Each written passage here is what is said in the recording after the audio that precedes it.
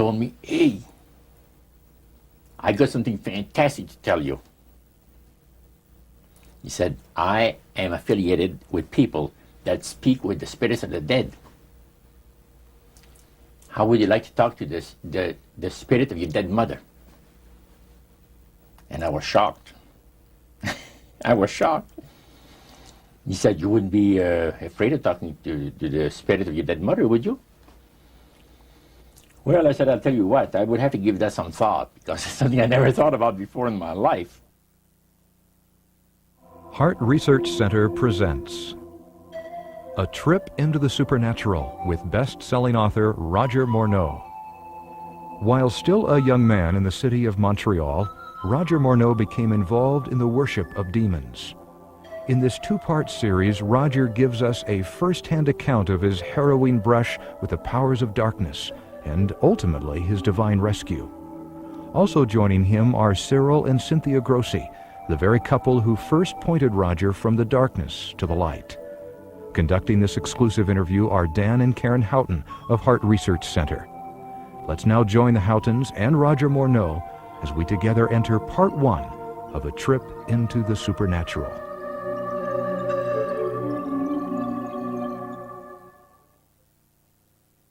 How in the world did you ever get involved in praying to demon spirits?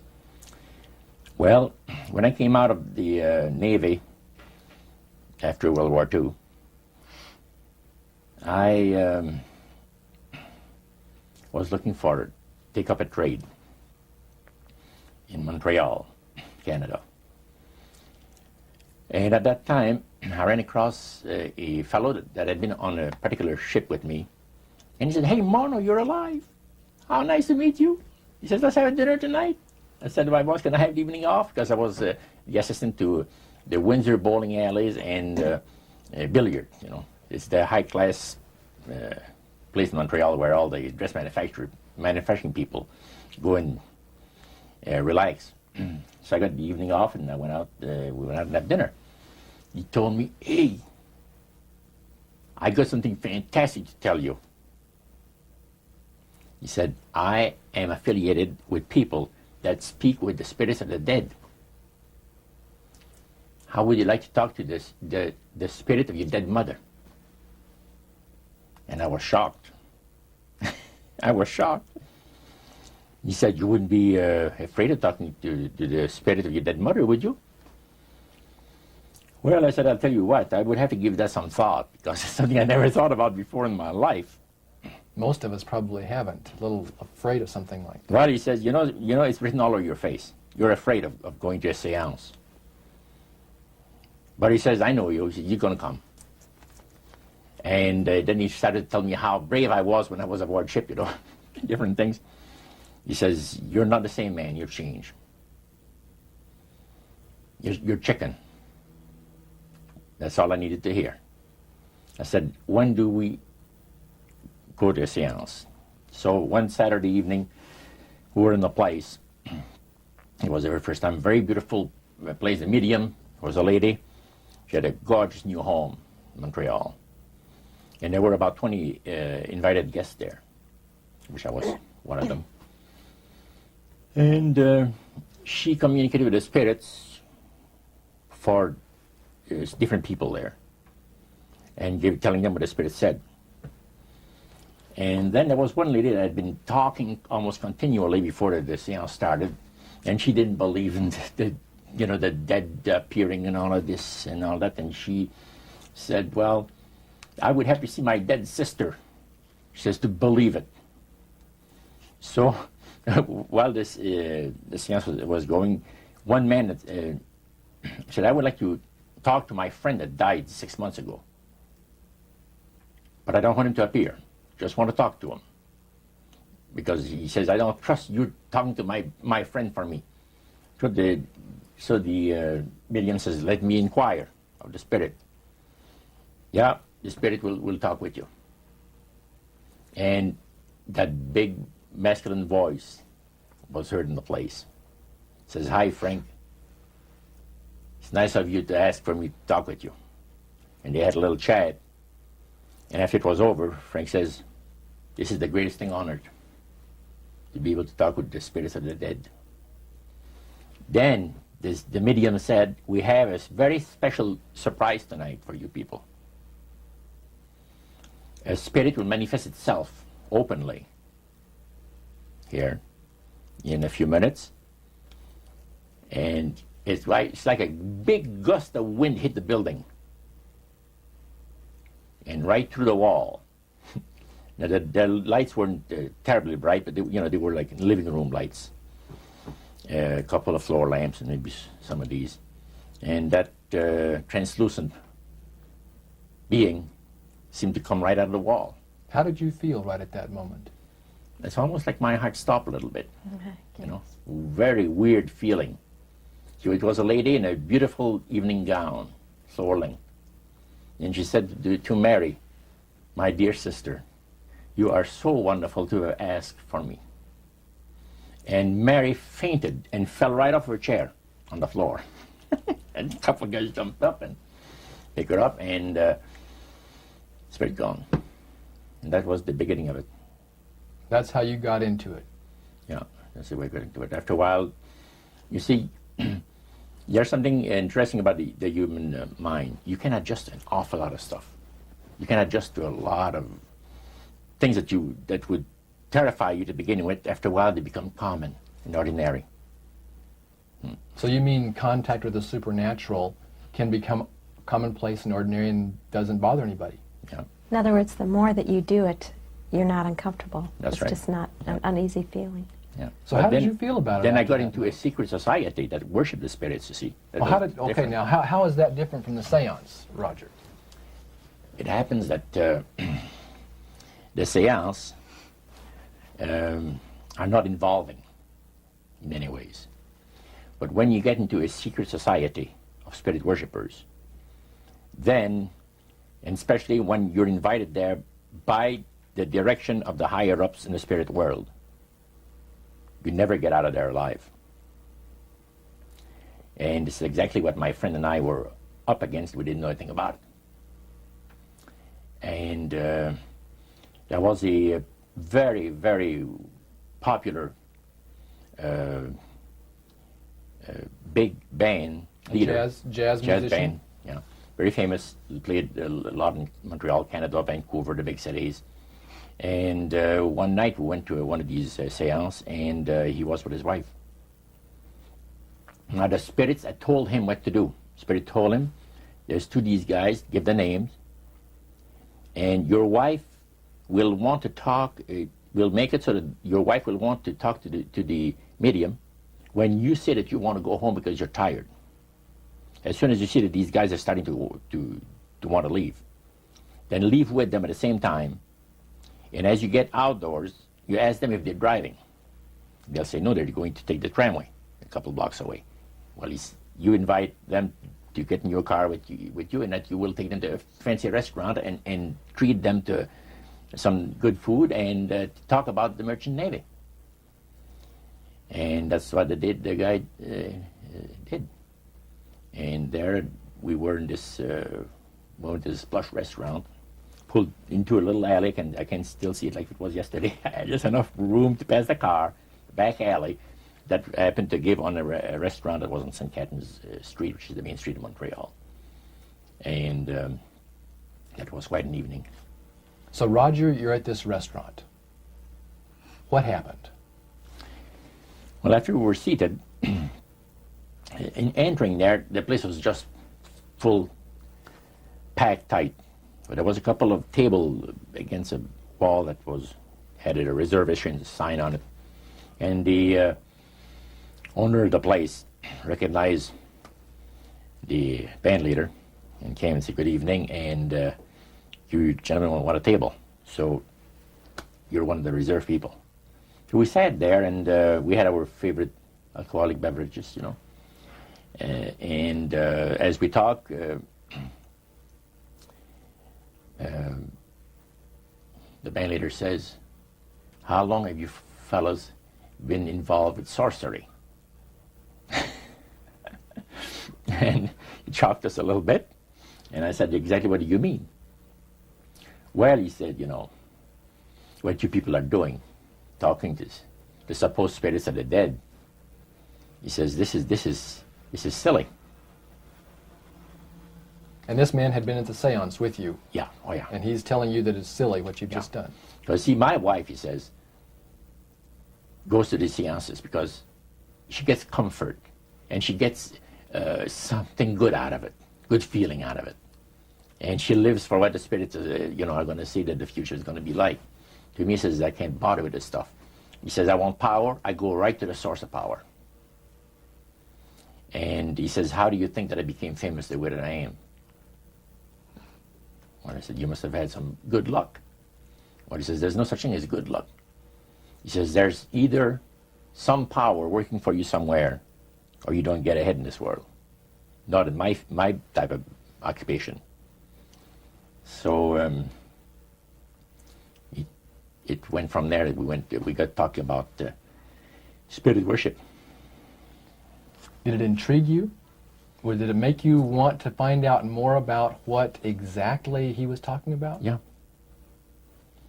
So he said the supposed spirits of the dead that you're talking with are demon spirits.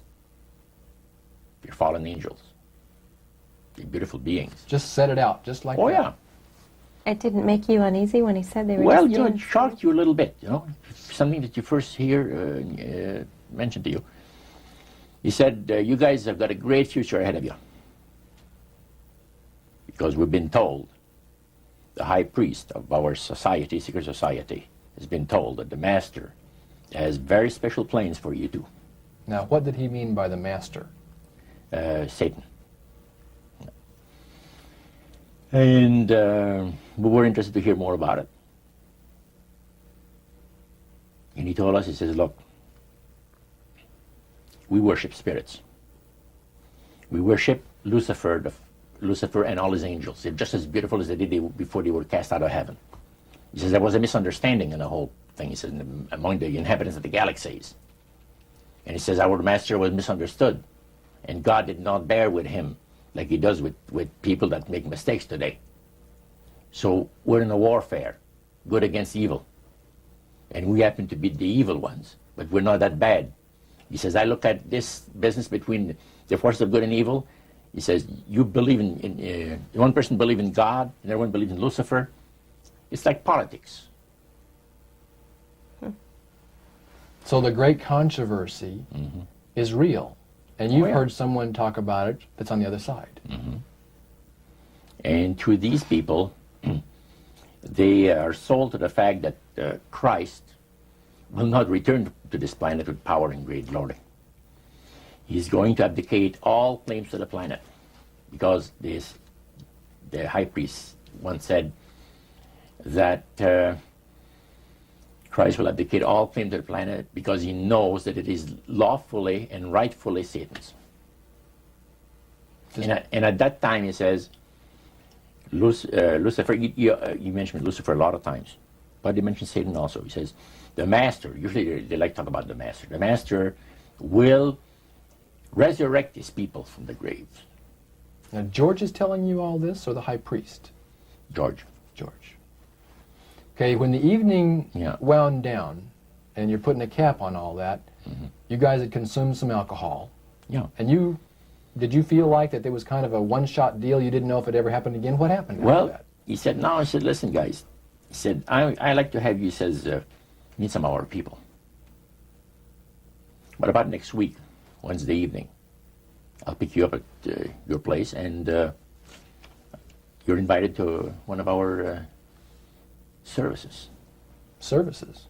Like a church service? Yeah, something similar like that.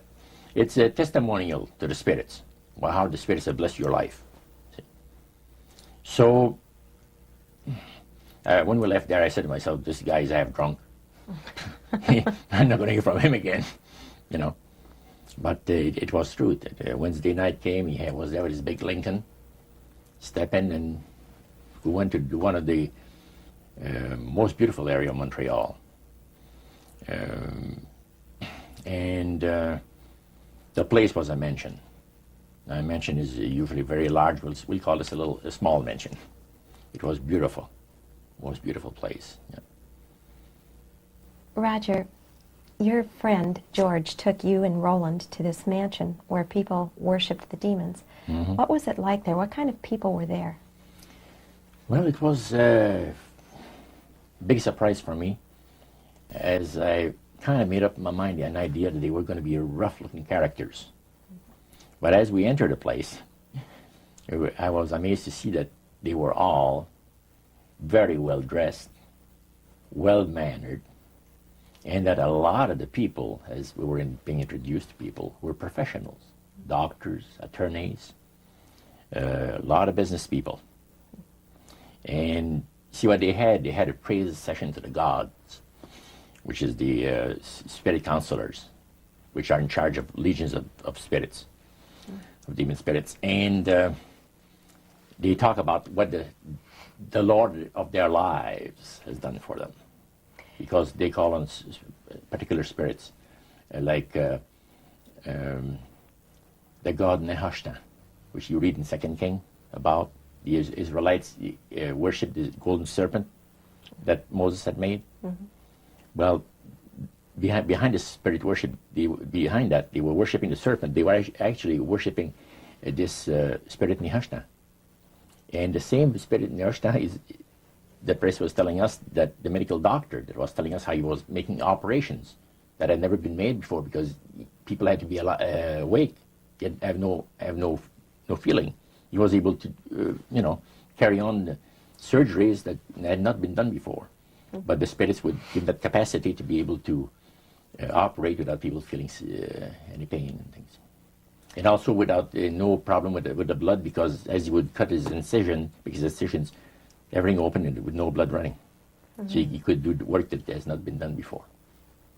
So. Now, I recall reading in your book that at this praise worship service they would sing hymns. Why would they sing hymns in a demon worship? Yeah, this was kind of a big surprise to me when that took place.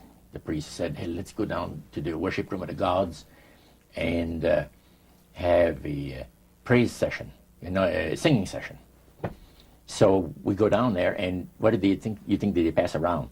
Church hymnals, Christian church hymnals. And I couldn't believe this. I said, "What's his business?" So the priest says, "Well, now," he says, "for those of you that are new, let me tell you that this is the most feasible way," he says, "to please the spirits. It's to deride Christ and his people, and his church and all that." So they sing out of Christian hymnals. They didn't sing Christian words to the hymns, however. Well, they changed a lot of them. Mm-hmm. Yeah, and not for the good. It's a form of blasphemy. Yeah. Mm. Such as you see today in the rock music world. You see the entertainers; they have these crosses. Mm-hmm. Ladies got earrings, crosses. Mm-hmm. The guys got the cross. This is a form of blasphemy, a form of deriding Christ. You see, mm-hmm. Spirits cause the people to do that, to find pleasure in wearing this type of emblem, which is the cross is the emblem of the crucifixion of Christ to the Christians. Mm-hmm. So what were your impressions the first time you went down into that worship room? Well, it was, we'd been there maybe a half a dozen times, and the high priest told us after the meeting was over, he wanted to talk to us, my friend and I. So after most people had left, he says, "The master of my life has revealed to me that it is time for you people to become acquainted with the worship room of the gods." Well, we started to move toward a beautiful grand staircase. Beautiful. The banister was huge. It was massive, and the wrought iron work that they had done in it was super. The beautiful decorations on the walls, the chandelier on the first landing. See, that was the first landing. You go down about 8 or 10 steps, and then you had the first landing. It was huge and beautiful. The light arrangement was the nicest I had ever seen in my life. When we got into this sanctuary area, it wasn't very brightly lit, but everything was magnified the beauty of certain things. A lot of the things were gold plated. are gold trims. You see, the little altars where they had the spirits that had materialized, they photographed them, and then they had paintings made of them. And there was probably about maybe 100 of those around the place. Sort of like a shrine. Yeah, and underneath there was a little altar where you have incense and things that they would use in their prayer sessions and things like that, devotions to certain spirits. And some of the objects in there, the priest said, were solid gold. It was a unique experience to see that. So how did you feel when you walked into that room? I felt that these people had power, and they had a lot of it. Did that attract you? Yes and no. You had mixed feelings I about had it. mixed feelings about it. Yeah. Because to a certain extent, things looked so good and sounded so good to us. But you see, I'd been brought up in a Christian home where my parents had told us we were 8 children in the family. And especially the older ones, you know. My dad says, well, you know, if you get involved in wrongdoing, you're going to have to pay the price. There's always a cost for everything in this world. So this thought kept creeping to my mind. Just how far you go with these spirits before we start paying the price. See? So it made you just a little bit nervous. Oh, yes. But yet you kept going back. Oh, there was no way out. Because that's what we're told. You knew at that time. Yeah. So you were moving forward more on fear. More on fear, yes. Because the high priest said that the master had special plans for us in our lives. And that no one ever went into this society unless they were invited by the spirits. See, so that was made very clear. And he also expressed to us the danger, explained to us the danger of going against the will of the spirits. And he mentioned about this one man and his wife that live in a fireproof building in Montreal. The place burned right down within a minute. He was one of their members that had decided that, well, he wanted to think things over. He was not going to get initiated at a time that the spirit said he would like him to be initiated into the society. So in reality, Roger, you were chosen by high-powered demon spirits to be a part of their human, special, privileged group. You see, these people in Montreal, the society, like the priest mentioned, there's thousands of spirit worshippers in only different societies of spirit worshippers in this world. But he says, we are the elite. We know the real truth about the Master and his angels. And they're not hideous-looking beings. They are gorgeous creatures. And from the paintings that they had on the wall of the walls of that worship room, they were unique beings. Especially there was a painting full size, full-length painting of the fallen Lucifer above his altar. And that was very fascinating, because he looked like a man of great intellect, high forehead, the way that he looked with his eyes, the way he had the eyes looking. It gave you a depth of perception of somebody that is very, very knowledgeable and Powerful. Powerful, yeah. So Roger, this high priest that you talked about, he is the one that ushered you down into the worship room. Was he also the one that led out in the praise sessions that you talked about? Yes, and he had an assistant also, another priest. Okay. Now, when you would go to these praise sessions, what kinds of things happened at those sessions? Well, there's a lot of success stories. Positive mental attitude kinds of things? Well, yes, a lot of success stories. The masters has done this for me and that for me. I remember one lumber dealer, he had like half a dozen different operations around Quebec, and everything that he touched seemed to turn to money. You know? And he was telling about it. And then there's this other person that was a clairvoyant that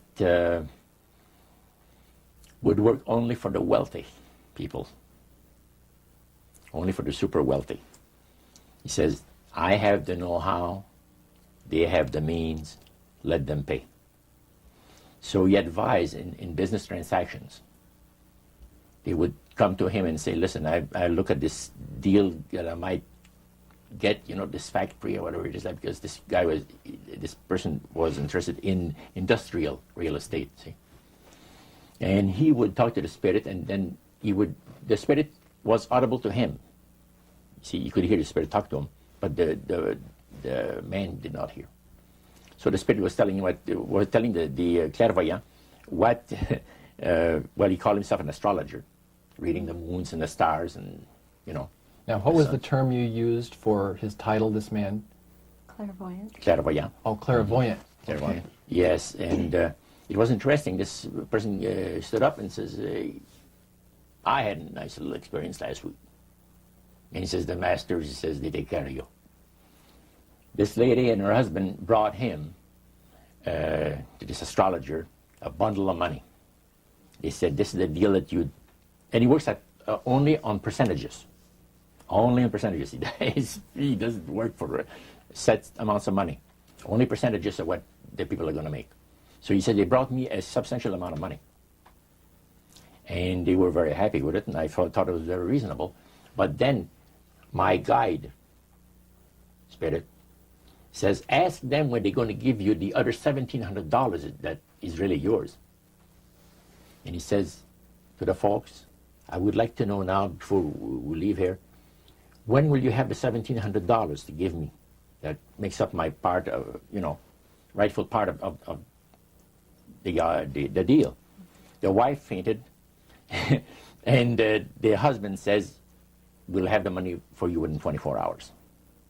So that was this type of priest session. So he was thanking the demons for helping him to know that. Oh, yeah. Mm-hmm. Even spirits, yeah.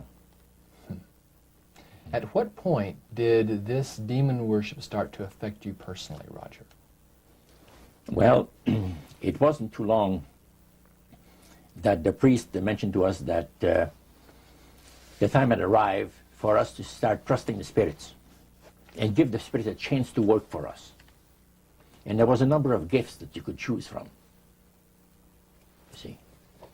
And I used to play the horses, some. Not knowledgeable at all. I used to go to those bookies, play the horse every so often. But I said, hey, I would like to be able to, for the spirit to instruct me on the numbers and the name of the horses that's going to win, at Belmont or some other racetracks like that. Make myself a little money. So the priest says, it'll be given you.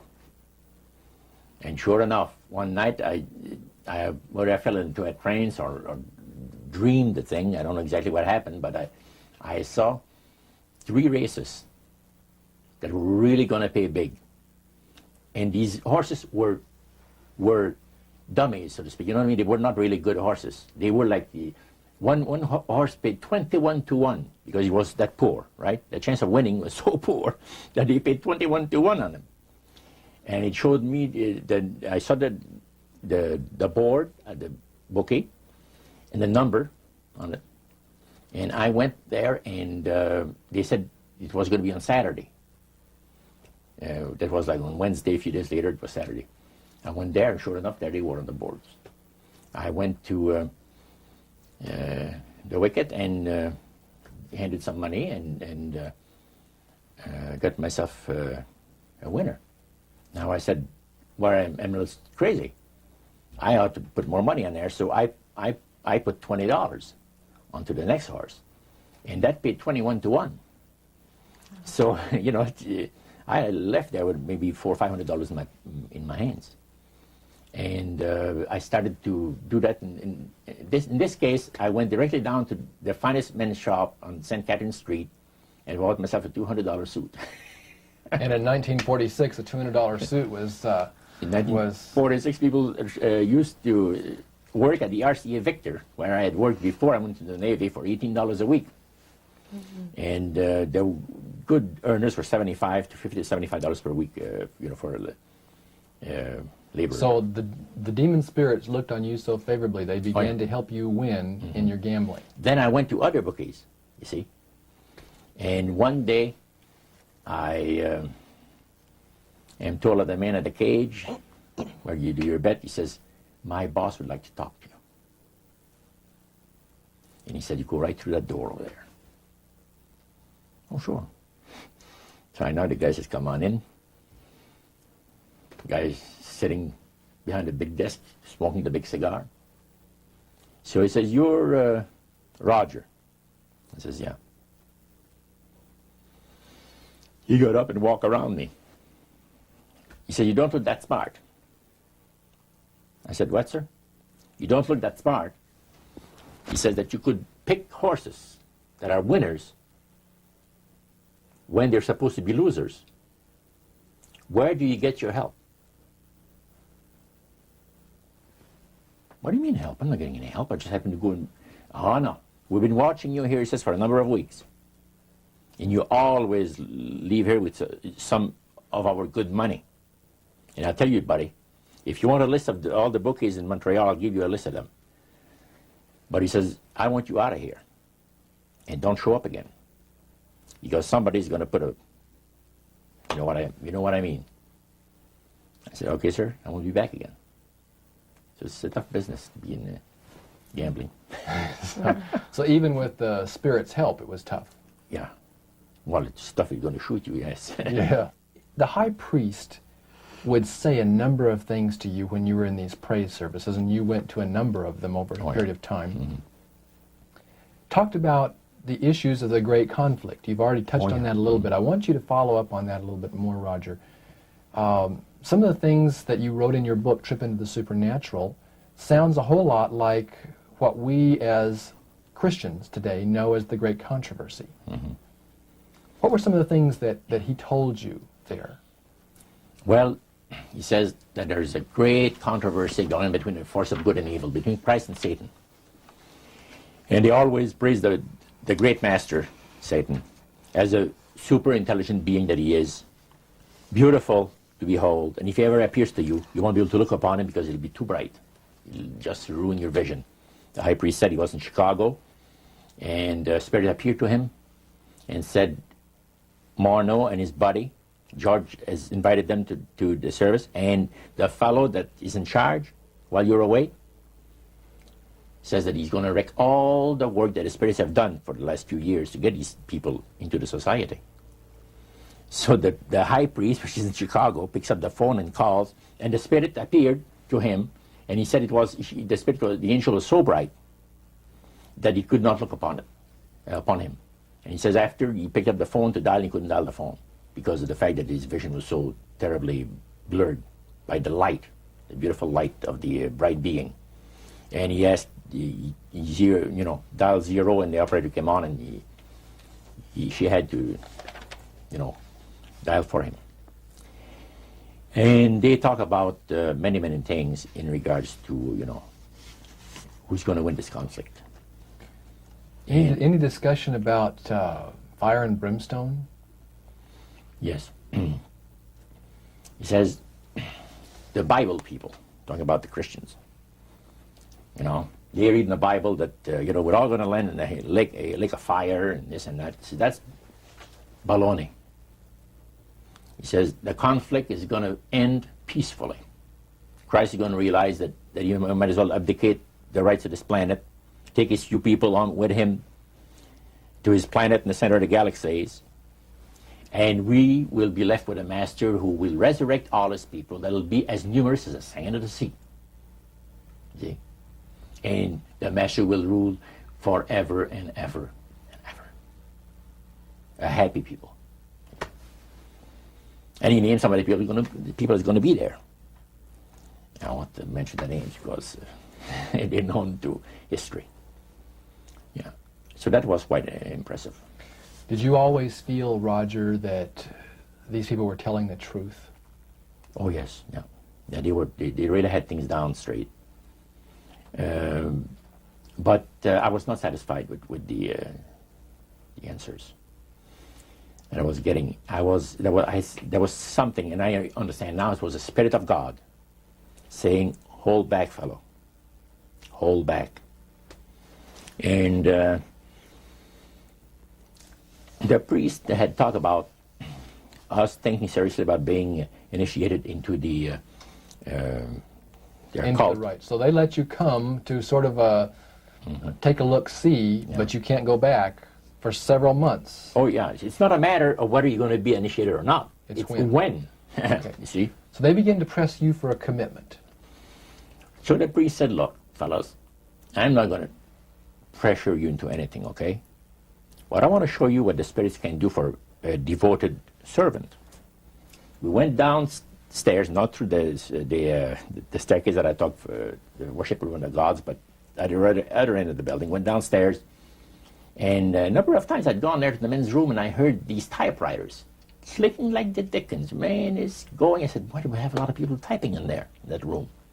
Well, we went there that evening and he knocked and the man says, come on in. And there was all those typewriters moving along by themselves, typing at the speed that I'd never seen before. And not only that, the high priest says, I want to show you something clever. So he says, follow me. So we went around the table. There was like two long tables, and they had about 10 typewriters. And he says, now notice that the typewriter types to the right, then doesn't go back. It types back to the left. Isn't that something? I had never heard of things like that before. He said, the spirits are doing the work. And he introduced us to the man. And the man is a lawyer. And he said, how much money did you make last year? Oh, he says, it's in the six figures. You see? So this lawyer had a business in the building that housed the worship room. Oh, yeah. And he had a whole room full of typewriters. Yeah. And he put paper in there, and demons That's typed. all he did. Put typewriter paper in there. It was And what came out? What was it that came out? different briefs for court cases. And so he would sell these to people? Oh yeah, Okay. he had this service to the legal profession, And the high priest was the showing United States and Canada. So the high priest was showing you this to give you an idea about the kinds of blessings that you would That's receive? right. Yeah. But after you left that typewriter, the room where the lawyer was, they tried to draw you into a commitment by getting you to make a public profession. Tell us about that. Well, they have a super beautiful resort in the Laurentian Mountains, which is north of Montreal, north of Saint Agathe. Saint Agathe is a famous name there in Montreal. Montrealers, because they all go Saint Agathe or north there, you know, to summer home and that. So they had a big resort up there for their people, you know. It was a closed society. And they had on October the 30th, Halloween, is that? October 31. 31, last day of October. They had what they call live animal sacrifices. I don't know what it is, but they did. We could never find out. By the time that the Lord pulled me out of there, I had not yet found out what it was. So you have this intrigue involved in there. And he talked about three very unique services that I attended there that sit on my mind forever. One was entitled Christian Idolatry. Another one was entitled The Super Deception of a Glorious New Age, which actually applies to the New Age today. And this was 1946 that we're talking. And then the other one was Satan's Great General Council of the 1700s. And I must say the things that I heard there was an eye-opener. First of all, we'll go through the Great General Council. Okay. At the beginning of the 1700s, said the high priest, Satan and all his spirit counselors held a Great General Council with one purpose in mind. It was to prepare for the great industrial age that was soon to break upon the world. And Lucifer also foresaw another age that was to follow that, where tremendous scientific discoveries would be made by people, and we would enter a unique age that would change the way that everybody lives. It would also serve to usher in the end times and the close of the great controversy between the forces of good and evil. And the priest said that Lucifer had been studying the Bible. And he found in Daniel 12:4, where we are told about the time of the end, many shall run to and fro, knowledge shall be increased. He understood it to be that we're getting to that point. And he had, with all the spirit counselors, to change their modes of operation in order, to ensnare people. And he devised a way whereby people would disqualify themselves from being members of Christ's kingdom. And he was just very candid about this. Oh, yeah. Telling you and the rest of the group, 60 or 70 people there, the plans that Close to 100 people. Lucifer had revealed to him. And by the time the council came to a close, they had 3 major policies that were going to be followed. First, they were to see to it that humans would be made to believe that Satan and his angels do not really exist. Because up to that time, you could walk down a street of Paris and you would have signs that would say where you have a soothsayer or a fortune teller of some type, and if you want to put a curse on someone, you could go and see this other old lady over there, the old witch. That's the way it goes. But now it had to change. Lucifer says we have to make sure that people, humans, get to believe that Satan and his angels do not really exist. You know, Roger, that's interesting because a recent research study report that I read indicated that in a national survey, I believe it's over 75% of people do not really believe in a real tangible devil. But there is one. Oh, yeah. Now, the next thing, the 3 parts policy that they had adopted there, the second one was to find a way of being able to get total control of people's minds. And that would be done by taking hypnotism out of the realm of the occult and introduce it as a new science for the benefit of mankind. So part of what the high priest told you was Satan's strategy to take total control of people's minds. They felt that by taking hypnotism out of the realm of the occult and introducing it as a new science for the benefit of mankind, they could then use people of great renown, educators, people of capacity, that would do great things, such as supposedly regress people in time to former lives that they had. And of course, after the session is over, the person would not know a thing about ancient history, and the person that she or he has talked about performing, certain deeds, we'll say 3,000-4,000 years ago. But this was their strategy. Now, what this would do for the thing is this, that it would create in the minds of the general public, solidly set in the mind of the general public, an unwavering trust in that great deception. In other words, people could, they would believe it. This person was hypnotized, was regressing time to, former lives, and did this and did that, and no deception. Maybe Alexander the Great, we'll say, and some of his generals and people like that. And the person, after the session is over, comes out of hypnotism, and he or she doesn't know what she's talking about. So now this would be a way of dechristianizing the Western world through the avenue of mysticism. Now the time came when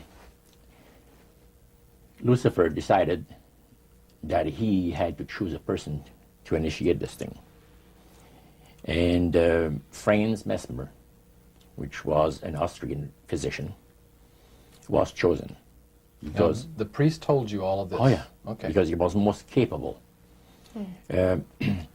Mesmer originated a theory called animal magnetism, later on named mesmerism. Mesmer was led by the spirits to believe, and this is what the priest said, was led by the spirits to believe that certain persons have a magnetic influence within themselves, so to speak, that would cause them to have great power over other persons even to the point of placing them into a trance. And at that time, that was readily accepted by people in general, at the time that Mesmer lived. So people realized, you know, that some people got a capacity to put you into a trance. That's the way. Now, by the time that he died, in 1815, a lot of the physicians in Europe were using hypnotism as a means of anesthesia. Now, hypnotism is the same as mesmerism? That's right. Okay. So mesmerism that's been developed to a higher degree of refinement. And the priest went on saying that the plan of Satan to deceive the human family this way, he says is the most intriguing thing to his mind. And he went on saying how it was going to be brought about. He said that a fellow by the name of Darwin and another fellow by the name of Thomas Henry Huxley would be used by the spirits because in their childhood they had been hypnotized by medical doctors. And they figured that they would be real good subjects to lead the people into this belief that they had, that Satan wanted to bring into people's lives. Now, what were those 3 points again, Roger? The 3 things were, number 1, that they did not want Satan did not want the human family to think that he or his angels existed. Right. The second point that you made had to do with taking control of people's minds. That's right. The third point was what? Was to destroy the Bible without burning it. Okay. See? And what was his strategy on that? On that, it was very interesting. Because after the Great General Council, it was decided that Satan would tutor Charles Darwin personally in setting up the principles of his theories of evolution. He was tutored by Lucifer himself, fallen Lucifer. And at that time, it was understood, Satan and his spirit counselors understood that if a person was led to believe in the theory of evolution, it would, in his life, destroy completely the creation week of the Bible, the fall of man, and the plan of redemption. It would do away with it. In one fell swoop. Yeah. Now, he made a unique statement. He said that according to the spirits, anyone that teaches a theory of evolution is considered to be a minister of a great religious system. See, they call it the religious system, the theory of evolution, because it is a system of schooling people and getting them to disqualify themselves from being members of Christ's kingdom. And he said that every teacher of that theory is recognized by the spirits as a person of great value and receives a very special unction from Satan himself, giving great power to induce spiritual blindness, to convince and convert. 3 capacities are given to those teachers of the theory. Then, that's not all. The priest says that Satan considers the teachers of the theory of evolution to be so valuable to him that in the sight of all the inhabitants of the galaxies, he assigns a retinue of bright, beautiful angels to follow that educator all the remainder of his life. And that in the sight of the inhabitants of the galaxies is the greatest honor that he can bestow upon his workers, upon mankind, and to, until the controversy is finished. That was quite enlightening. Now, the high priest was talking just sort of like a preacher would talk up front. Was he enthusiastic? Did he seem like he had bought into this and was excited about it? Oh yeah, he believed it 100%, no question about it, everything. Why would he be so excited about spirits trying to deceive human beings? Because obviously out of this council of the 1700s, deception was a major part of the strategy. Why? Well, he says it's deception It's like politics. You know, you believe in one candidate, the other person believes in the other candidate, and they're fighting to get the position, and it's just a matter of who's going to be the smartest. And with Lucifer, the fallen cherubim, he's very smart. He's going to win, and Christ's going to abdicate the rights of the planet. He's going to resurrect his people, have established his kingdom that lasts forever and ever. God won't be able to destroy him because it would be against God's, the Creator's nature to destroy Lucifer in the fire. Beside that, he said, spirits now, even spirits, have the capacity now to outlive fire. He says, you don't believe it, go to India or some of those countries where they have fire walkers. And it's done by the power of demon spirits. These people are energized by demon spirits, so they can walk on those hot coals without burning themselves. And this is what the high priest said. And he says, if you want to use fire, they can use it. It's not going to burn anybody. So that's the way they believe. So this high priest was almost talking to your group in an evangelistic fervor. Oh yeah, because he figures that he's going to be one of the higher ups in the great kingdom. Okay. Now, of the group that was there that night, 60, 70 people, I think you've mentioned before. Yeah, it varied.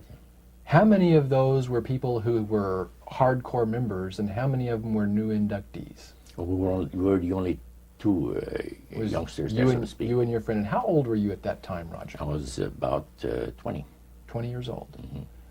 Yeah, 20 years old. Did you have a feeling of awe over the fact that you had been chosen? Yes, in a way. And then I got thinking about this. When am I going to have to pay the price? The cost. My parents had brought me up like this. If you get involved with evil, you're going to reap what you sowed. So you want to be upright in life. And if you associate with evildoers, they'll probably land you in jail or somewhere else that you wouldn't want to be. So there's always a price to be paid. So you had that little something maybe instilled by your mother and father a long time ago that kept you from making that full commitment. Now, one of the things that really amazed me and shocked me and made me sick at heart is when the priests talk about Christian idolatry. What is Christian idolatry? The priest mentioned that word. Yeah. Tell us what he said, Roger. He said that Christian idolatry is the most grandiose or great deception that has ever been brought upon the human family, upon mankind. And he says, and he boasted, that demon spirits are continually defiling Christian churches through the avenue of necromancy by using a form of spirit worship that involves hundreds of millions of Christians into idolatry without their being aware of it. Now, what is necromancy? Define necromancy for me. Their belief, popular belief of necromancy, is to conjure the spirits of the dead. So that you can speak with someone who has died. Right. Like the seance that you originally went to was the practice of necromancy. Now, the priest says that the super deception is brought about in only one way. Through the deceptive belief that man has an immortal soul that lives on after death. And he said that constitutes idolatry through necromancy. So he says there are hundreds of millions of Christians that are practicing idolatry while they think they're glorifying God. You see? Because they believe that the soul is immortal. Yeah. They may not be talking to the supposed spirits of the dead. Oh, yeah. Contrary to popular belief, necromancy does not consist of conjuring the spirits of the dead. The reason being that man is totally mortal and does not possess an immortal soul. So who are they talking to? He says the friendly demon spirits that have always found over the centuries great delight in impersonating in apparitions departed loved ones and persons of great renown. Now, friendly demon spirits. Friendly demon spirits. Are there more than one kind of demon Oh, yeah. spirits, Roger? Well, there's three main divisions, and then there's divisions within those divisions. You have the friendly demon spirits that seem to have the finesse and the refinement, and they're not upset about what happened when they were thrown out of heaven, from what I gather. Then you have the warriors. They like to bring misery and destruction in the lives of people. Then you have the oppressors. The oppressors are the real wicked spirits that hate God with all of the Creator with all of their might.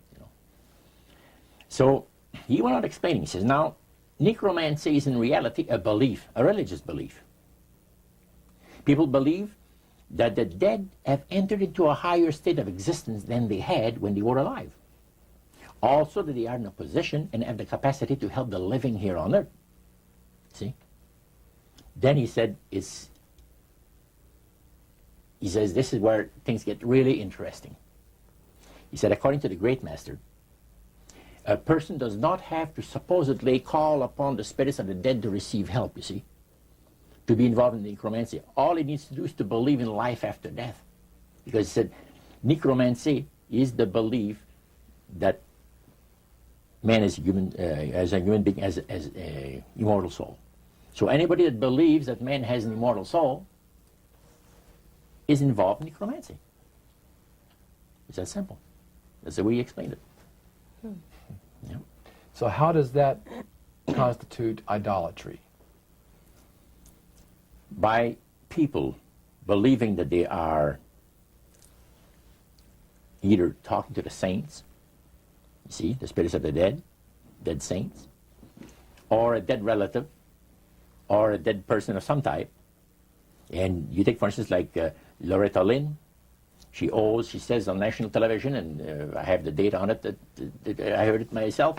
She said that she was made successful in her singing career by a dear friend of hers that was the same age as she, and died when she was 18 years of age. And Loretta was trying to get into the singing world, but she says, I had no success at all. Until one night I was sitting in bed reading a book. And she says, who walks right through the wall with my friend, the spirit of my friend? And she says, Loretta, I'm going to make you a very famous person in singing Western country music, and I will be with you all the time. Trust me. And she says she had a big concert once, and she was coming down with this bad cold. And she thought that her voice was going to give. She talked to her spirit and felt that she was going to be helped. And she got on the stage, and she started to sing, and right in the middle of where she really needed the power, no power at all. And her spirit friend tapped her on the shoulder and started to sing for her. She said her voice went through me, the power. See? And you saw this in a television documentary? Yeah. This was, I believe, 1976 it took place. Now, the priest explained that when people believe in this business, they are actually opening themselves to be completely deceived by demon spirits, because it gives the demon spirits an opportunity to impersonate the dead, see, and for people to believe their lies. And the priest says that thrills first of all, he says it brings the great master the respect and the reverence that is due to his great name. And it makes all the other spirits exceedingly happy, because they are the ones that have worked to lead people to believe in life after death. See? And they rejoice also. And that's the extent of what Christian idolatry is all about. Friendly spirits, just to digress for just a moment. You mentioned 3 different categories, and the friendly spirits are the ones that love to impersonate a being, a historian or something. We specialize in that. In your experiences in the praise services or in the worship room or the other places where you were, any of the places you were, did you ever witness an event where necromancy or even something that would be popularly called channeling today took place, where you actually heard the voice of someone in response to someone's questions? Yeah, a number of times, but there was one time in particular that fascinated me because it was unique in one way. The priest told us that there was a French historian that was affiliated with Montreal, University of Montreal, which is a French university, and the English university is McGill. So the University of Montreal is the French university. And this man was from Paris, but he's affiliated with the university. And he wanted to have some details in regards to Napoleon Bonaparte and one of his generals. So, by the way, there are also, in other parts of the world, elite spirit worshippers like the group that we had in Montreal. And he mentioned there that, he said, you guys are fortunate when my friend and I went in, because you're right in time to see something very interesting. My friend there is having his devotions in the worship room of the gods, and he will use a trance medium to converse with certain demon spirits that will inform him in regards to ancient history about Napoleon. And sure enough, we went down there, and somebody came up and said he's ready for the session, and we went down there, and he said he would need 3 people. You would need 3 people, but he wanted 5 people that volunteer to be the channel for the spirit. Okay, so three of them were chosen there, and the others went back and sat down. And the man shook his head a little bit like this. His eyes went glazed, and he stayed at it for a half hour. And the spirit spoke to him. He said, I'm a spirit counselor, and what would you like to know? And he had a clipboard, the historian, and asked him some questions. This historian was from Paris. Yeah. And he was wanting information. Some detailed information about Napoleon Bonaparte and one of his generals. And so he asked the questions of one of these human beings that was channeling. Oh yeah, the voice changed and everything. The voice changed of the person completely. Okay. And it identified itself as a spirit guide. Oh yeah, spirit counselor, yeah. Okay, a spirit counselor. Yeah.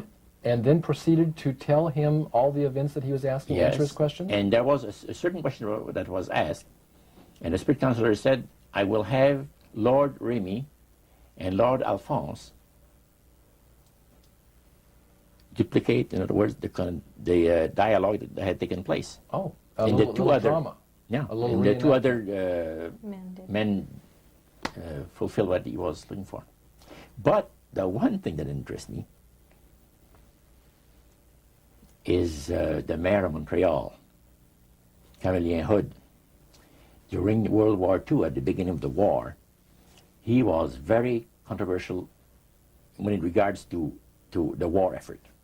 He would tell the French-speaking boys not to go into the armed service, see, because you're going to go and shed your blood for the British, and we're their servants, so to speak, and all that, and he didn't want them to go into war, and they put him in prison. He was jailed for the length of the war for this. Now, the man said, I would like to have you tell me, to the spirit, to give me part of the speech that was given by Camillien Hood on the steps of the Montreal City Hall on a certain date. There are different versions of what has taken place, and you, Lord, would know the exact one. Now, the mayor of Montreal was still alive. Was still alive. And this historian is asking what was actually said at a speech. Yeah. Okay. The spirit counselor said, I'm sorry, I can't help you. All of my activities and my people have taken place in Europe. However, after my departure, our departure, other spirits will come and help you. And sure enough, the guy vibrated a little bit, and he's back, and he said, boy, how long? He said, 20 minutes you've been used as a channel. So they, again, the spirit entered into him, and the spirit said he was a spirit counselor that could give him the information that he was looking for. So, again, it was given verbally, and it was the voice of Camillien Hood. Now, how did you know that it was the voice? Well, because of the fact, you see, I was a youngster in those days, just about ready to go into the army. And Camillien, we used to listen to the radio. We had no television in those days, so it was only radio, and read newspaper. And all the speeches of Camillien made and all of it was on the radio all the time. And in those days, they had no tape recorders, as we have now. So Camillien would have to go to the Canadian Broadcasting Studio, where they made a record, a real phonograph record. And then they played it over and over, for the rest of the day. So you listened to those as a teenager before you went into the Army, so you knew his voice. So I knew his voice really good. So I said to George, he was sitting next to me, he said, "Isn't it amazing?" He said, "If you think that's amazing, wait," he says, "until the spirits impersonate one of the departed people that you know, personally, like an uncle or a brother or a sister or something like that." He says, "That is unique." But that's the way it was. You are able to reproduce a voice, man, and the just to perfection. The spirits are exceedingly proud of this, because, and this also was right up my alley. The priest said that as the times on this planet gets more and more difficult, and calamities of all kinds are striking the planet more and more frequently, demon spirits are going to impress people with the importance of Sunday sacredness. Roger, when I was a teenager back in the 1970s, I remember a song that came out talking about the age of Aquarius. Mm-hmm. And since then, we've seen the development of the New Age, and I wondered if back when you were involved in spirit worship, if they talked about New Age at all. Oh yes, it was a big thing that was coming up. One of the major deceptions of the last days. And the priest told us, we talked for quite a while, and then he said, "Could I have a little bit more of your time? I want to do something very fascinating." He says, "The grand plan, the Master's grand plan for harvesting the nations, for harvesting the multitudes of the earth into his cause, just before the close of the great controversy between the forces of good and evil."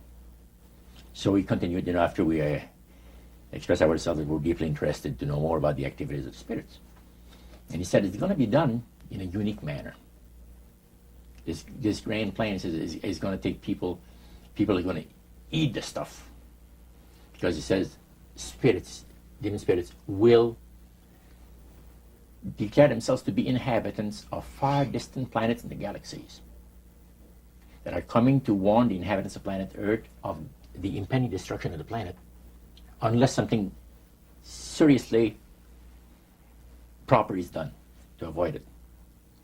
And he went on saying that they will claim to have out-of-body experiences. Are you familiar with out-of-body experiences? I've read about them. In other words, so persons, there's some persons are supposed to be able to, they believe in their immortal soul. Astral projection. Yes, right. Goes into different parts of the world and sees things and come back, and then they write all about it. I've heard of that. So, due to the fact that the millions of the earth, people, believe in people having an immortal soul, he says it'll be readily accepted when the spirits will, through a trance medium, converse with influential people of the land, you see. Now, what is a trance medium? It's a channeler today. What is known today as a channeler? Channeler, yeah. Okay. Shirley MacLaine's experience of getting involved with spiritism and with the inhabitants of far distant planets in the galaxies, I taped the whole thing. It's 3 hours. And you were hearing the fulfillment of what this high priest had said 45 years ago. Yeah, exactly. So he went on explaining about the fact that the spirits will show themselves willing to give valuable guidance that will not only help people avoid the destruction of the planet, but it would cause it to enter into a higher state of existence. For instance, he said the spirits will promise, and this is a big word, promise, that if their recommendations are followed carefully, they will usher in a glorious new age of peace and prosperity, and there'll be, there'll be no more wars. There'll be no more famines. There'll be no more people getting unhappy with one another. Neighbors will love neighbor, and social unrest will not take place no more. There'll be perfect happiness for 1,000 years. That's what the Spirit is going to promise. And Almost like the Garden of Eden created all over again. And now we find that a lot of preachers are preaching the great age of glorious new age of victory, victory over wars, victory over social unrest, victory over famines, and victory over all kinds of. And he used the words New Age to describe what was coming. It would be a glorious new age, yeah. And this is exactly what the movement is all about today. And he went on and said, as I said a little earlier, that as life on this planet becomes more and more difficult, and calamities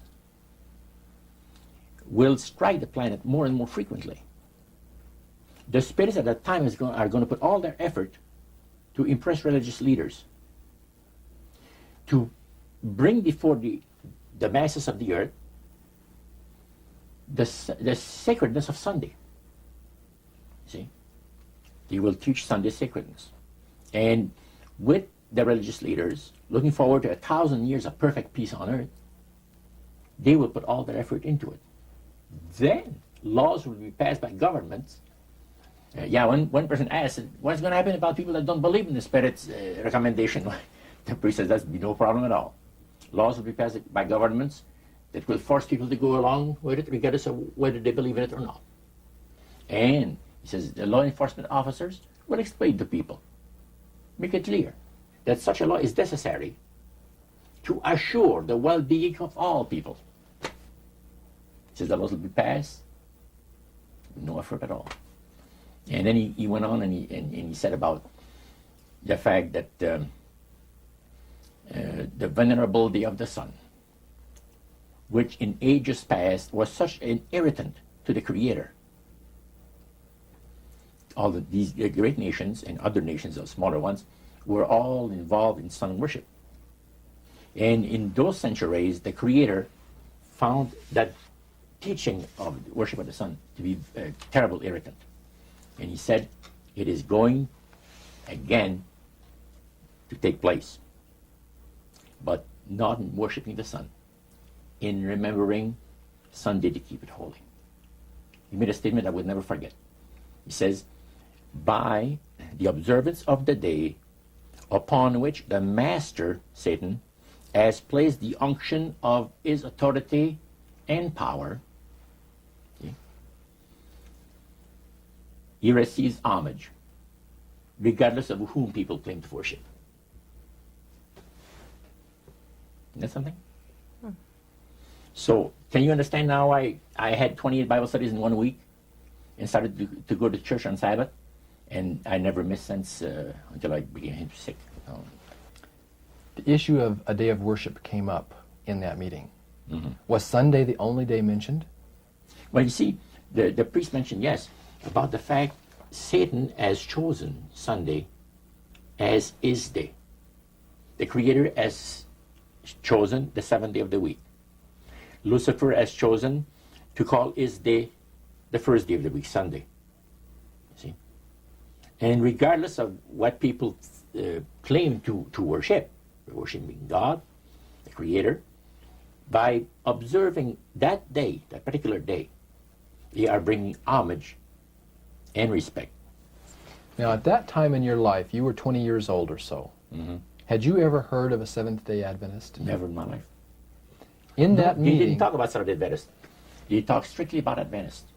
well, they just talked, but they did. The word Adventist Yeah. was mentioned. The priest was telling us that necromancy, as I mentioned earlier,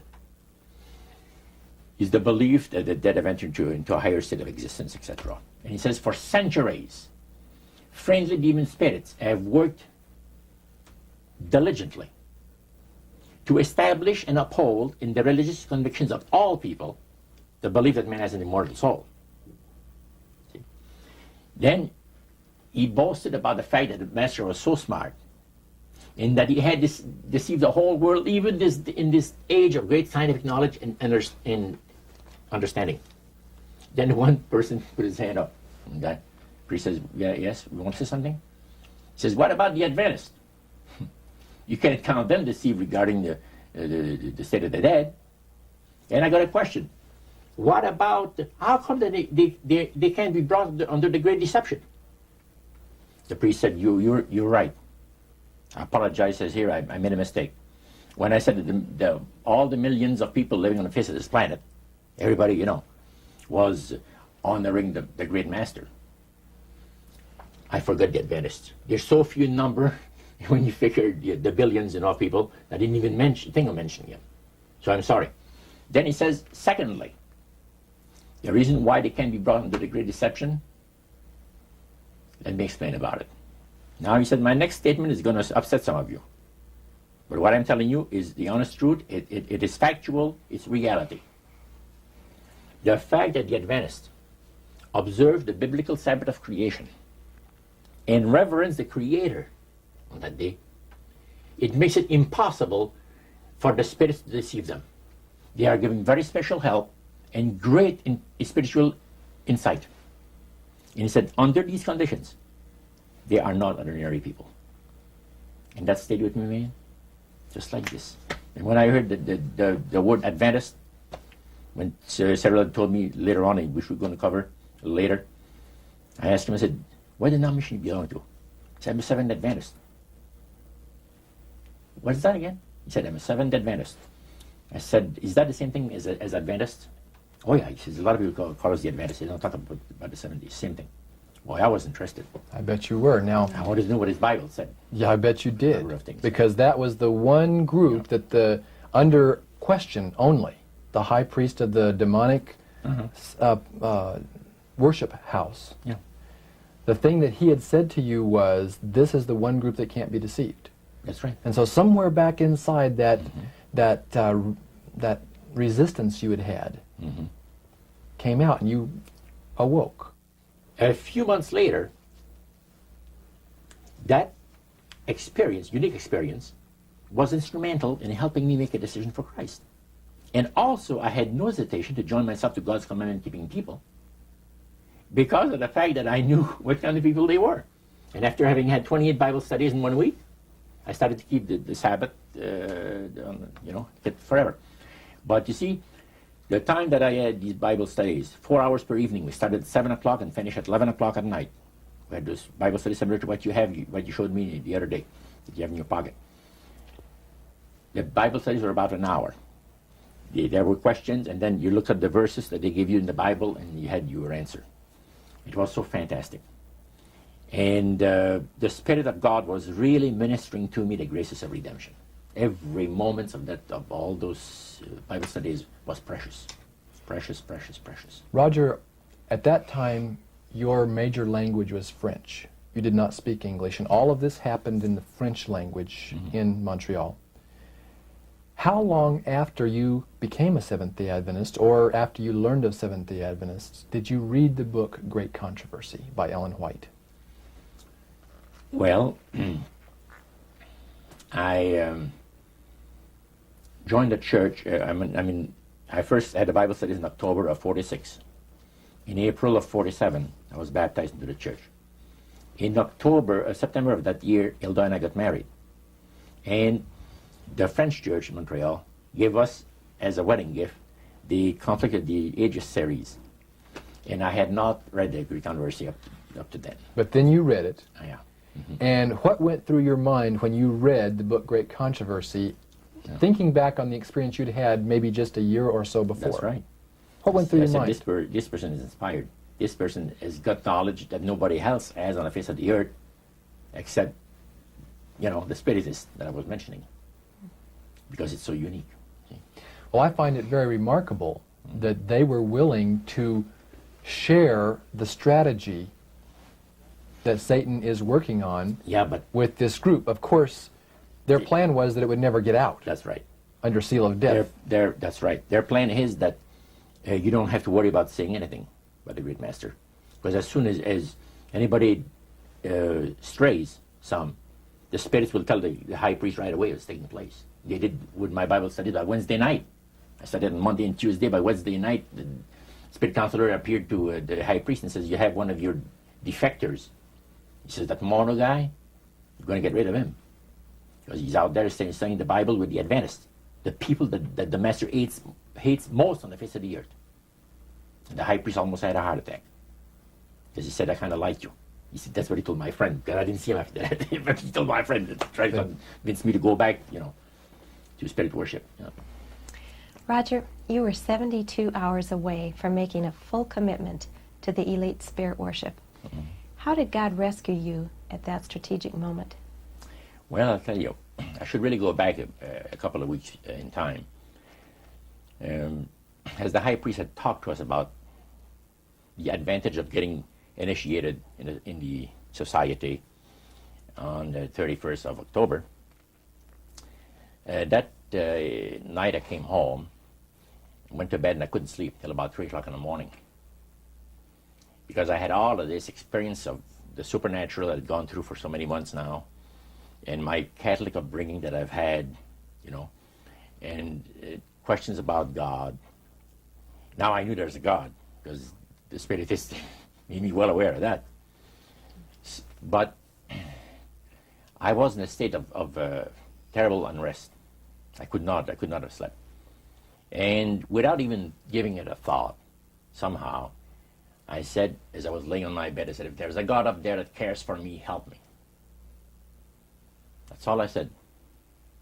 Next thing I knew, the alarm clock rang. It was 6:30. It was time for me to get up and go to work. At that time, I had changed employment. I had taken a course in embroidery for the manufacturers of ladies' dresses in Montreal. There's embroidery companies that makes all this, the piping and the sequins work and all of this, fancy designs, sure, on ladies' dresses. And that's where I was working at the time. You were just 72 hours away, as Karen mentioned a moment ago. You had prayed, without even realizing what you were doing. God was about to rescue you in a very special way. Tell us about that. What happened that Monday morning? Well, let's go back to the Friday. Okay. Previous to that, I was working for a Jewish firm, and the bosses, one kept the Sabbath, and the other didn't. And Harry, which was the one that didn't, as I was going out to have my cigarette at the afternoon break, he said, Roger, when you come back in, come into my office, I want to talk to you. I said, okay. I came back in, and he said, close the door. I closed the door. He said, I want you to do me a favor. Oh? What do you mean? Well, I'll tell you what. He said, you notice yesterday or a couple of days ago, there was a fellow here that I showed around the shop. And, yeah, I said, yes. Well, he's going to be starting to work here Monday. And he's not just an average guy. He's a Christian, but keeps the Bible Sabbath. I said, go over that again? He says, yes, like the Jewish people, he keeps the 7-day Sabbath. Saturday is the 7th day of the week. Well, I said, let me tell you, sir, the nuns have told us that there's been a mistake made in the calendar, that actually what shows to be Sunday is the 7th day of the week. Oh, no, he says, there wasn't no mistake made in the calendar, he says. Saturday is the 7th day of the week, like you see it on your calendar, and he says it never was changed. And Sunday is the first day of the week. Oh, I said, that's interesting. I said, I'm going to have to go to the library and check this out. Oh, you don't have to, he says. He pulled out his desk drawer open, pulls out his big dictionary, and he looks up Saturday, and it said the 7th day of the week. And looked at it on Sunday, and he said, the first day of the week. Okay. Well, I said, that's pretty interesting. Now, here's what I'd like you to do for me. I'd like you to, first of all, I'm going to have this man work next to you, on the machine next to you. And don't tell him that I want to know what denomination he belongs to. You got to be very tactful. You have all the time in the world, even if it takes a month, he says. He says, I tell you what, he says, it's the craziest thing. He says that I've been thinking about this guy, and I can't get him out of my mind. about this, the fact he's a Christian and keeps the seventh-day Sabbath, keeps the Bible Sabbath. And he said, I got more important things to think about than stuff like that. So he said, I want to find out what denomination he belongs to, and I just did. I said, why didn't you ask him? Well, he said, no, I wouldn't do that. That's too personal. Okay. So he wanted you to ask him and find out for him. Find out and not let him know that, the boss was interested to know. So Monday morning came, and the new fellow came in, and the boss introduced him to the people. There was about maybe 50 people working in that plant. And he said, Cyril's an accomplished embroiderer, and we'll be very happy to have him here with us, and, made a little speech.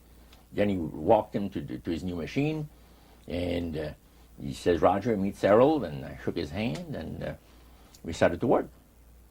And it was not more than about 20 minutes that I was working that my machine started to skip stitches. So what happened? You have to stop and back up where you were. And I was working on sequence. In other words, the sequence come up. There's a row of thread behind it. They're all set up, and it's on a spool.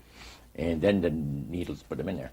And when it skips, you got to stop, back up, start over it from where it left off.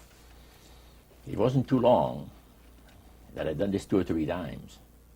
And that really made you happy, I bet. Man, I was mad. And as a French person, usually they don't go easy on the saints and gods. I was using some language that was not that great for Cyril. But anyway, I called the boss over. I said, come and see this machine. I'm having trouble with it. He checked it, worked on it for 5 minutes, work with it. Beautiful. I sit down again, start to work, the same thing happens over again.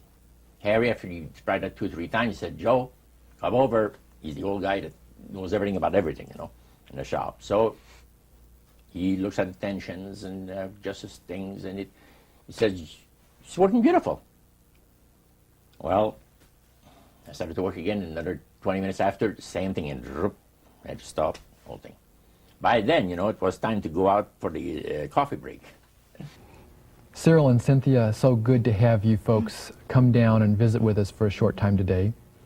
And Cyril, I want to start off our visit by just asking you about an experience you had, I believe, almost 45 years ago. That's right. You had gone to work at a new embroidery shop in Montreal, Canada. Mm-hmm. And there was a guy that was at the next machine to you that first day you went there. Did you notice anything strange about him? Yes, I did notice he had some peculiarities that, well, to say the least, they were different. First of all, when he worked at his machine, when he had a little malfunction, he knew how to, well, criticize the machine by using some language that was quite offensive, to me at least. He would curse at the machine, and in both French and English. He was quite a linguist. And when my machine would break, he noticed that I would just fix it and keep on working. There was a difference, and he noticed a difference himself. We were both behaving differently when our machines didn't function right. Now, so that very first day, there were problems with the machines. Your machine and his machine had problems. They both had problems. But you had a chance at the break time to get acquainted with him. And how did he approach you? Well, he approached me with a question, sort of. He said, I noticed that when your machine gives trouble, you don't get angry. You just fix it and keep on working. And I told him, well, it didn't make sense to get angry with the machine. It's an inanimate object. And he sort of apologized for his getting angry with his machine. And we started a conversation there, and it gave me the opportunity to sort of introduce him to some of the things I had experienced just a few days before. And what were the things that you had just experienced a few days before? I was getting some Bible studies from a minister named Elder Warren Taylor. And although I wasn't an Adventist, I was quite moved by those Bible studies because of the fact that as he gave the Bible studies, he kept it quite simple. And he would prove everything he would say. Even if it's from the Bible, he would prove it. And in some cases, he proved it from worldly books such as the Encyclopedia Britannica. And he gave good evidence of everything that he was saying was true. So I started walking out, and I told Sarah, I said, have you ever seen such a crazy thing as this, the trouble that I have with this machine? No, he said, it's a new machine. I said, brand new machine, just a month old. He said, that's very unusual. So we go downstairs, and I said, do you have any suggestions? How to fix this problem? No, not really, but he says, I have a suggestion that might help. He says, I heard you, he says, calling upon God, but it was not in the way that I would have liked to hear you talk. He says, go easy on God, he says. Did that offend you, Roger? I said, thank you. You did not offend me, because he was pleasant about it. And I said, I said, thank you. I said, I'm sorry if I offended you by my language. He says, it didn't bother me. I said, by the way, I said, this is the opening. You're quite a religious man, I understand. Yeah, he said, I read the Bible and go to church. That's great. I said, what denomination do you belong to? Well, I'm a Seventh-day Adventist. Excuse me? Repeat that again? He says, yeah, I'm a Seventh-day Adventist. Did that shock you? Well, the word Adventist shocked me. The Adventist, you see, I had heard so much about the Adventist, but Seventh-day Adventist, I had never heard the name before. I said, what does it signify, the name? He says, well, we're 7-day observers. We believe in the Bible Sabbath, that God has blessed a particular day of the week and has sanctified it. It's put a special blessing on there, and that we ought to count our blessings on the 7th day and, give God the honor that is due to his holy name. Is there any difference between what some people call the Adventists and Seventh-day Adventists? Oh no, it's just the same people. Most people just talk about the Adventists, and people know that they're talking about the Seventh-day Adventists. Then your interest was really piqued. Now I said, man, what a unique thing to have happened to me, that I meet one of these guys. You're together out there at your first break time, and you're discussing the language on the job when the machines had broken down, but you had an opportunity to begin to share some of this newfound faith that you had been discovering. Right. Did you find him to be interested, open? Well, what really happened was he would ask questions, and I found out later that the reason he asked questions was when I went to get the job, I was so impressed with Elder Taylor's Bible studies that I told the employer right away that I didn't work on the Sabbath. He said, well, that's all right. You don't have to work on Sunday at all. I said, no, Saturday. So being a Jew, he became rather interested. And he told Roger, Roger told me later on, check this fellow and find out why he keeps my Jewish Sabbath. So Roger's questions were motivated by the fact that he was told to check. And the more questions Roger would ask, the more interested he became himself. So as he became more interested, and I told him more, he suddenly said, I want to hear more about your religion. And I said, okay, this weekend. He said, no, tonight. So we talked about a number of things. And after lunch, I told him, I said, I want to see you at 3 o'clock. Again, I want to have another question for you. So 3 o'clock came along, we had the coffee break, and many things had passed through my mind. And I knew that if I get involved with religion, the Spirit is going to destroy me. So I've been assured, we've all been assured of that. You don't deviate from the will of the spirits, otherwise Your you're history. nothing, your history. So I told him, I said, Cyril, would you show me out of the Bible the things you told me today if I went to your house? He says, yeah. Yeah, he says, yeah, I'd be glad to. He says, when, next week sometime? No, not next week, tonight. Did he look surprised when you said that? Yeah, he's surprised. He said, what's the big hurry? I said, I can't tell you why. But it has to be tonight or never. He said, you serious? I said, yeah. And you can't tell me why it has to be tonight? I'll tell you the reason why. He says, I would like to have you come in another night. Because I have my collection of jazz records that somebody's coming to look over. He had been collecting jazz records for years. And he said, I have somebody's interested to buy them. But he said, well, I said, well, forget about it then. And he said, man, He said, you really mean what you say? That you want to see these things in the Bible? I said, sure. Okay, he says, come to my place 7 o'clock tonight. Give me his address. So that evening, 7 o'clock sharp, I rang the doorbell.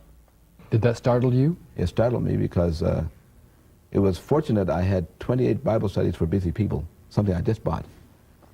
And I ran home, Cynthia and I were married at this time, and I ran home and I told Cynthia, we have to give some Bible studies because this fellow's coming tonight.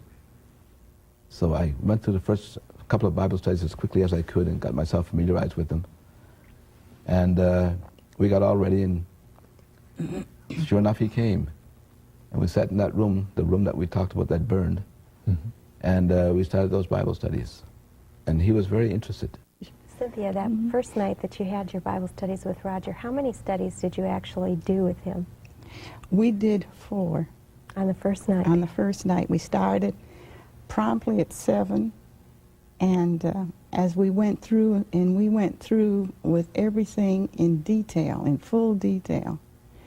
And we thought that, oh, this is just going to last the evening, and that would be the end of it.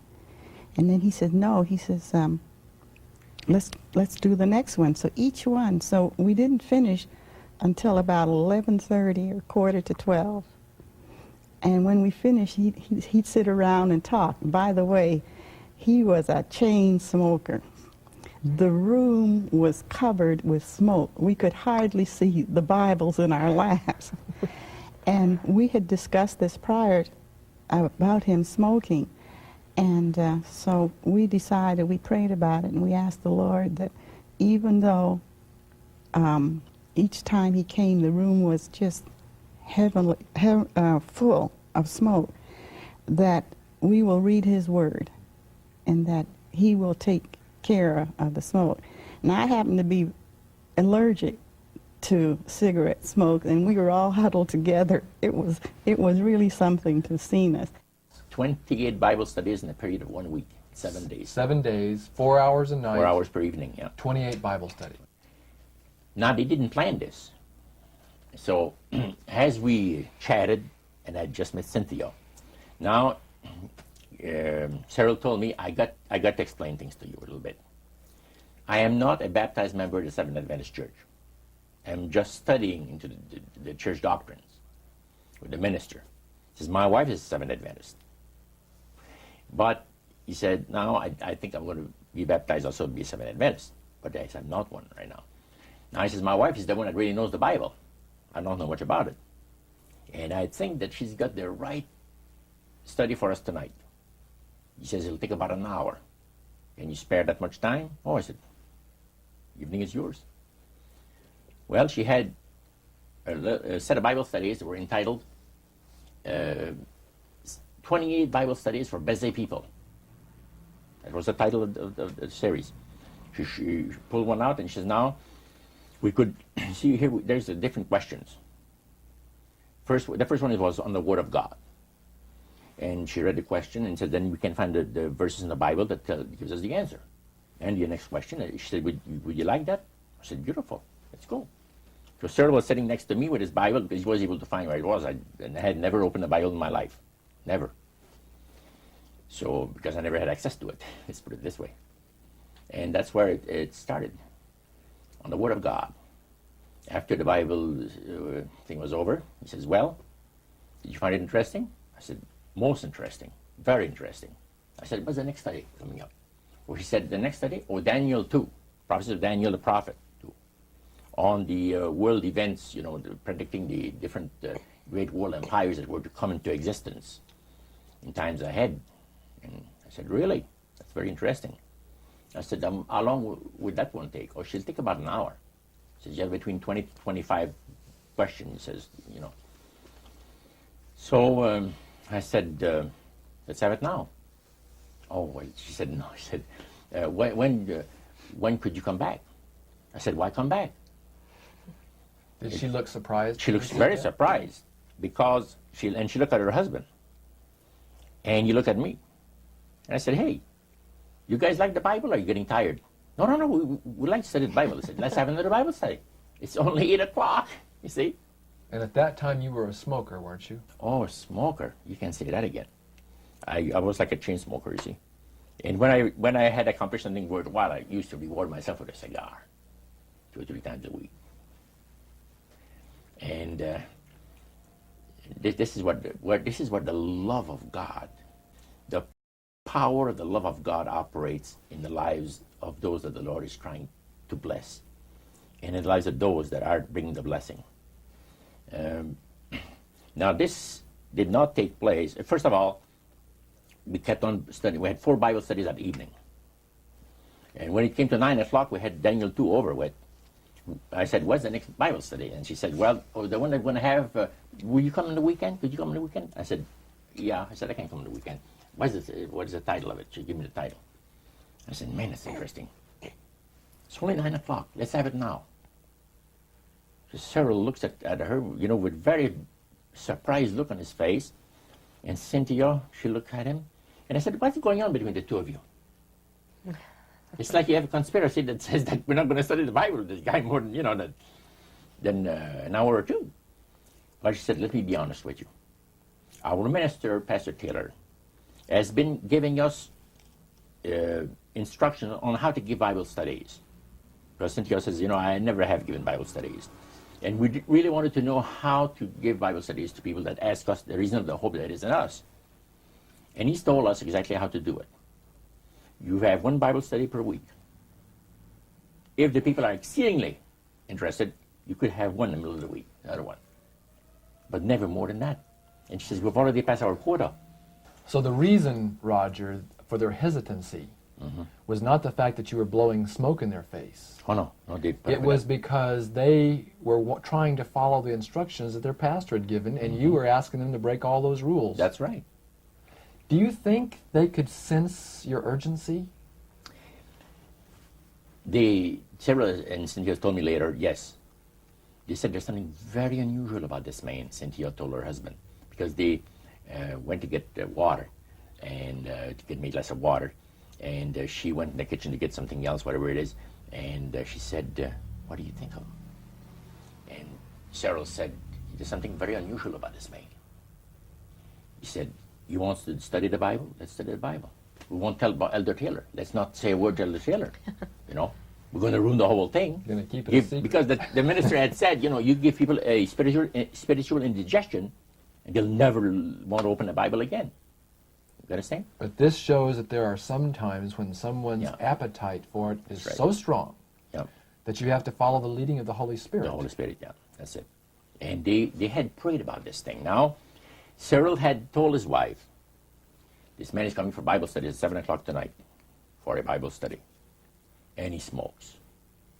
He's a smoke fiend. What are we going to do? Should we tell him not to smoke in our home?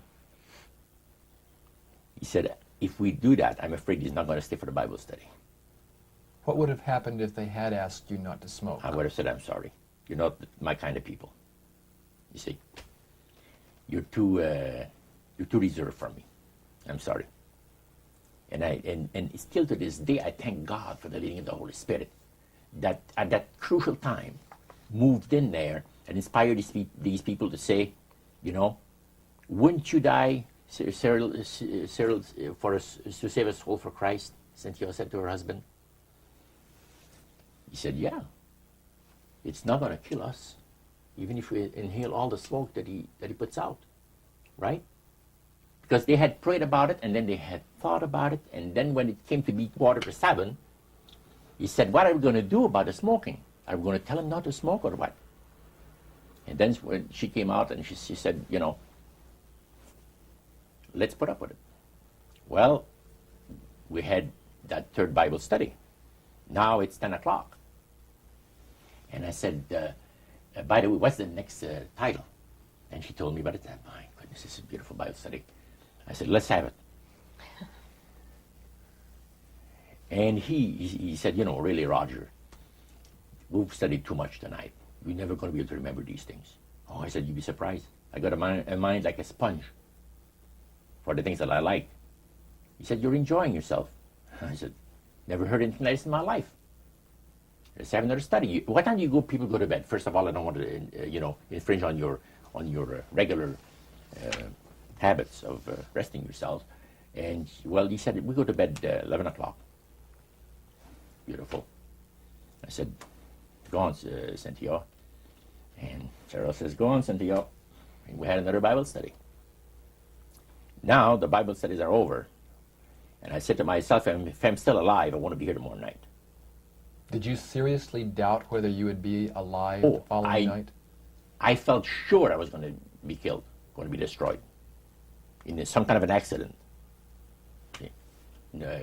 Because I've heard of so many cases. So I knew that I was not, this is the way I felt. I was not going to be alive tomorrow night.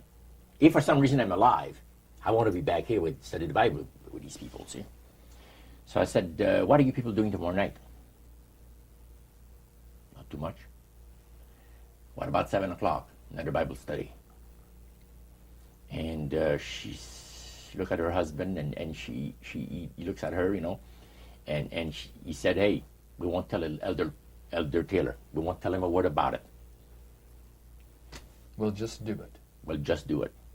He says, we'll be here at 7 o'clock tomorrow night waiting for you. The next night, man, I was there. 4 more Bible studies. See? And more smoke. This has been part 1 of A Trip into the Supernatural, an interview with best-selling author Roger Morneau, as conducted by Dan and Karen Houghton of Heart Research Center. The conclusion of this exclusive interview is contained in part 2.